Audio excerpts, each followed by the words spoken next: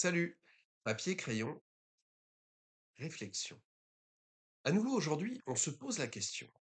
Les sujets de concours ne sont-ils que des instruments de torture démoniaques ou possèdent-ils un sens caché, un intérêt pratique qu'on pourrait mettre en application dans la vie réelle? Dans cette vidéo, on va révéler ce sens caché pour le sujet de EM Lyon de 2020.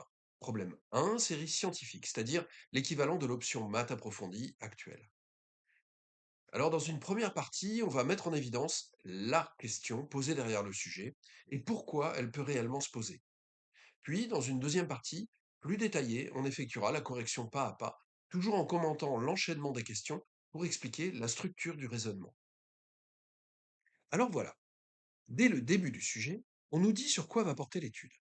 Il s'agit de polynômes, d'une famille de polynômes, puisqu'on voit qu'ils sont indexés par n, dont l'expression est somme de k égale 0 à 2n plus 1 de moins x puissance k sur k factoriel.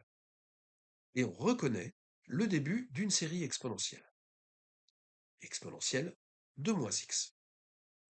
Il s'agit en fait de la partie principale du développement de Taylor de exponentielle moins x, c'est-à-dire une approximation à l'ordre 2n plus 1. Et déjà, on peut comprendre comment relier ce sujet à la réalité, car on peut reconnaître à travers exponentielle de moins x la densité de probabilité de la loi exponentielle de paramètre 1. Celle-ci étant le prototype de loi sans mémoire, on la retrouve très couramment. Par exemple, la durée de vie d'un appareil est souvent modélisée par une telle loi. Et si on regarde le titre de la partie A, on est aussitôt orienté vers la problématique qui se cache derrière le sujet.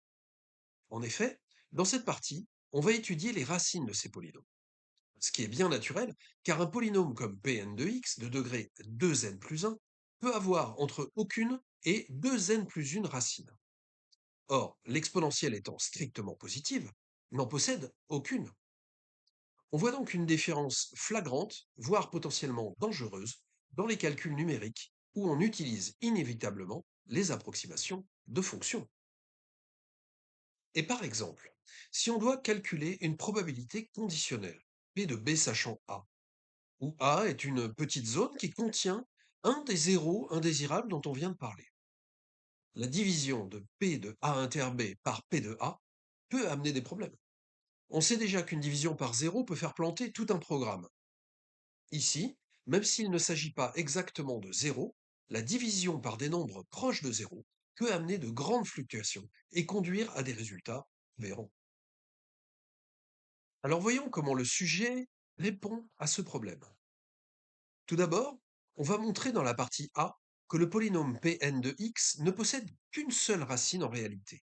À la question 4b, on a en effet la fonction Pn est strictement décroissante sur R et ne s'annule qu'une seule fois en un réel qu'on notera Un. Et on va donner un intervalle contenant cette racine. À la question 3b, les racines réelles de Pn appartiennent nécessairement à l'intervalle 1, 2n plus 1. Cet intervalle grandit avec n, et sa taille va même tendre vers l'infini. Ensuite, on va montrer, par conjecture sur des graphes Python, où on observe le comportement de Un sur n, ici, et une démonstration par l'absurde, que la racine va elle aussi tendre vers l'infini. À l'issue de cette première partie, on voit donc qu'on a défini une zone de recherche pour le zéro dangereux dont la taille tend vers l'infini, ce qui est particulièrement ennuyeux pour savoir précisément où le chercher. On va donc devoir préciser la zone dangereuse, ce à quoi s'attache la partie C.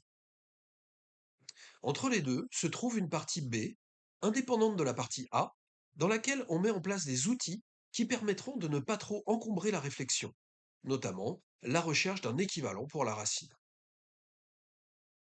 En effet, à la question 13, on pose une suite auxiliaire Wn rattachée à Un, dont la limite est calculée dans la partie B. Cela permet donc de trouver un équivalent à la question 14.